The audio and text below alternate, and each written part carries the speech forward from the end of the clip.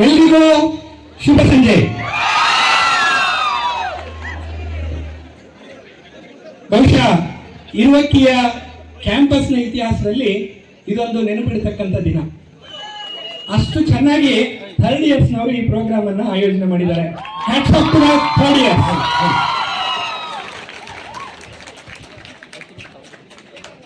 ಹಾಗೇನೆ ಅವರ ಕ್ರಿಯೇಟಿವಿಟಿನೂ ತುಂಬಾ ಇವ್ಯಾಲ್ಯೂಯೇಟ್ ಮಾಡುವಂಥದ್ದಿದೆ. ಈಗ ಜಸ್ಟ್ ನಾವು 2 ಡಾರ್ಕ್ ರೂಮ್ನ ವಿಸಿಟ್ ಮಾಡಿ ಬಂದ್ವಿ.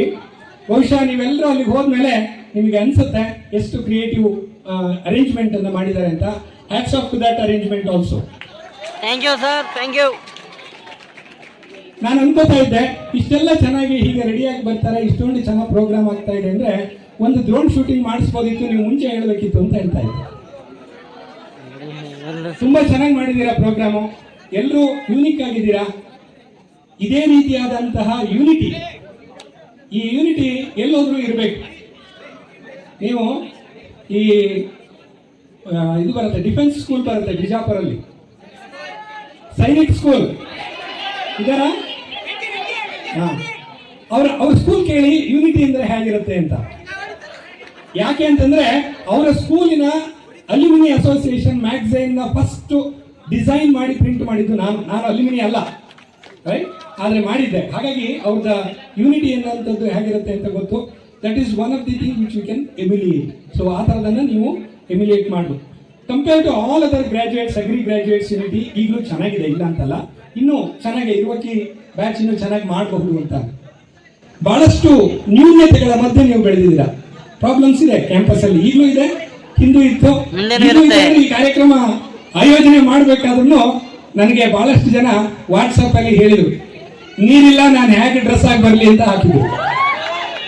ರೈಟ್, ಆದ್ರೆ ಒಂದಂತೂ ಗ್ಯಾರಂಟಿ, ಪ್ರಾಬ್ಲಮ್ಸ್ ಇಲ್ಲದೆ ಇರ್ತಕ್ಕಂಥ ಜೀವನ ಉಪಯೋಗನೇ ಇಲ್ಲ. ಪ್ರಾಬ್ಲಮ್ಸ್ ಇರಬೇಕು, ಅದನ್ನ ಫೇಸ್ ಮಾಡುವಂತ ಕ್ರಿಯೇಟಿವಿಟಿ ಇರಬೇಕು. ನಾವು ಒಂದಿನ ನೀರಿಲ್ಲದೆ ಇದ್ದಕ್ಕೆ ಹಿಂಗಂತೀವಿ, ಎಲ್ಲ ಅಲ್ಲಿ ಬಾಂಬ್ ಹಾಕಿ ಅವರು ಮನೆಗಳೇ ಹೋಗಿರೋಂಥ ಜಾಗದಲ್ಲಿ ಅವ್ರು ಏನು ಅನ್ಬೋದು ಅಂತ 1 ಸೆಕೆಂಡ್ ಯೋಚನೆ ಮಾಡಬೇಕು. ಆವಾಗ ಎಲ್ಲ ಸರಿಯಾಗತ್ತೆ.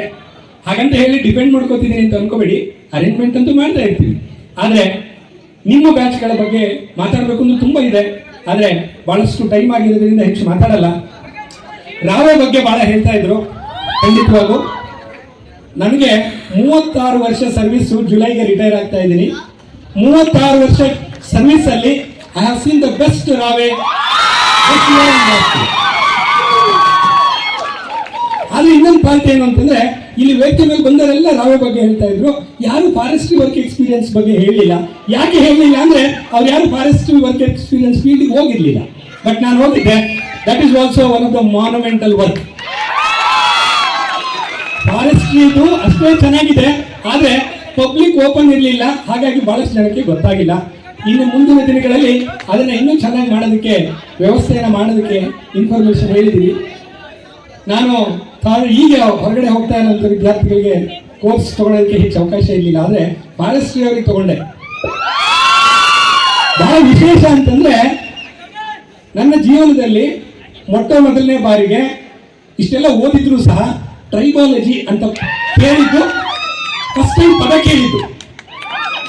ಆ ಪದ ಕೇಳಿದಾಗ ಅದಕ್ಕೆ ಮೇಷ್ಟ್ರು ಯಾರು ಇಲ್ಲ ಅಂತ ಗೊತ್ತಾದಾಗ ನಾನೇ ಮೇಷ್ಟ್ರು ಆಗುವಂತ ಪರಿಸ್ಥಿತಿ ಬಂತು. ಐ ಆಮ್ ವೆರಿ ಪ್ರೌಡ್, ಯಾಕಂದ್ರೆ ನಾನು ಅವ್ರ ಜೊತೆ ಕಲ್ತಿದ್ದಾಯ್ತು. ಇಡೀ ದೇಶದಲ್ಲಿ ಫಾರೆಸ್ಟ್ರಿ ಟ್ರೈಬಾಲಜಿಲಿ 4 ರಿಂದ 5 ಟ್ರೈಬ್ ಮಾತ್ರ ಹೇಳ್ಕೊಡ್ತಾರಂತೆ. ನೀವೆಲ್ಲ 55 ಟ್ರೈಬ್ಗಳನ್ನು ಓದಿದ್ದೀರಾ. ಅದು ಹೆಂಗ್ ಓದಿದ್ದೀರಾ ಅಂತ ಗೊತ್ತಿಲ್ಲ, 55 ಟ್ರೈಬ್ ಅನ್ನು ಓದಿದ್ದೀರಾ. ಅಂದ್ರೆ ಇದೆಲ್ಲ ಸ್ಮಾಲ್ ಅಚೀವ್ಮೆಂಟ್ ಇರ್ಬೋದು, ಆದ್ರೆ ಜೀವನದಲ್ಲಿ ತುಂಬಾ ದೊಡ್ಡ ಕ್ರಿಯೇಟಿವಿಟಿನ ಕೊಡೋದಕ್ಕೆ ಕಾರಣ ಆಗುತ್ತೆ. ಎಲ್ಲಿ ಕನ್ಸ್ಟೆಂಟ್ ಇರುತ್ತೋ ಅಲ್ಲಿ ಕ್ರಿಯೇಟಿವಿಟಿ ಇರುತ್ತೆ.